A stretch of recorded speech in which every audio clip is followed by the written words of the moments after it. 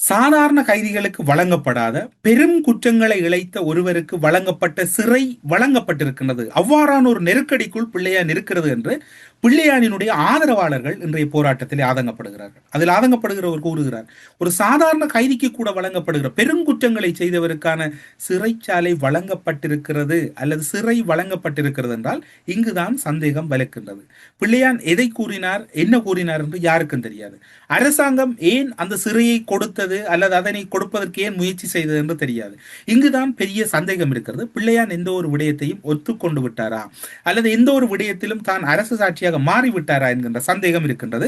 இப்போது அவர் என்ன கூறுகிறார் என்பதை பாருங்கள். சட்டம் தன் கடமையை செய்ய வேண்டும். இந்த நாட்டினுடைய சட்டத்தை நாங்கள் மதிக்கின்றோம்.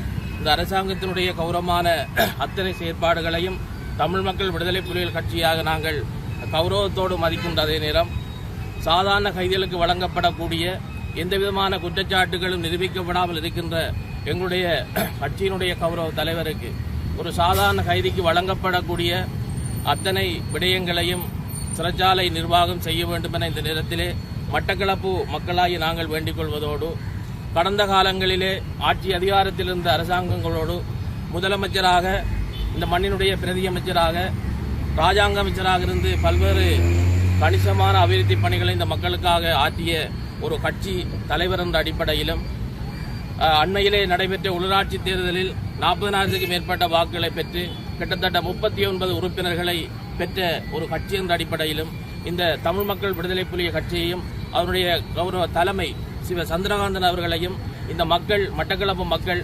ஏற்றிருக்கின்றார்கள் என்ற செய்தி இந்த உலகுக்கு வெளிப்படுகின்றது. ஆகவே எங்களுடைய தலைவர் அவர் தவறிழைத்திருந்தால் அது நீதியின் பக்கம் சரியாக விசாரிக்கப்பட்டு அவருக்கான தண்டனை வழங்கப்பட வேண்டும் என்பதில் நாங்கள் இந்த மாற்றுக் கருத்துக்கும் சொல்வதற்கில்லை. ஆனால் எந்தவிதமான ஒரு வருட விசாரணைக்கு பின்னும் எந்தவிதமான குற்றச்சாட்டுகள் நிரூபிக்கப்படாமல் எங்களுடைய தலைவர் சாதாரண ஒரு கைதிக்கு வழங்கப்படுகின்ற அந்த சலுகை கூட வழங்கப்படாமல் தடுத்து வைக்கப்பட்டிருப்பது என்பது மட்டக்களப்பு மக்களாய் எங்களுக்கும் கட்சியினுடைய உறுப்பினர்களாய் எங்களுக்கு மிக வேதனை அளிப்பதோடு இந்த நேரத்திலே நாங்கள் மிக வினயமாக வேண்டிக் கொள்ளுகின்றோம். எங்களுடைய சிவ சந்திரகாந்தன் அவர்கள் உணவு தவிப்பினை மேற்கொண்டு வைத்தியசாலையில் இருக்கின்றார் என்ற செய்தியை நாங்கள் ஊடகங்கள் வாயிலாக அறிகின்றோம்.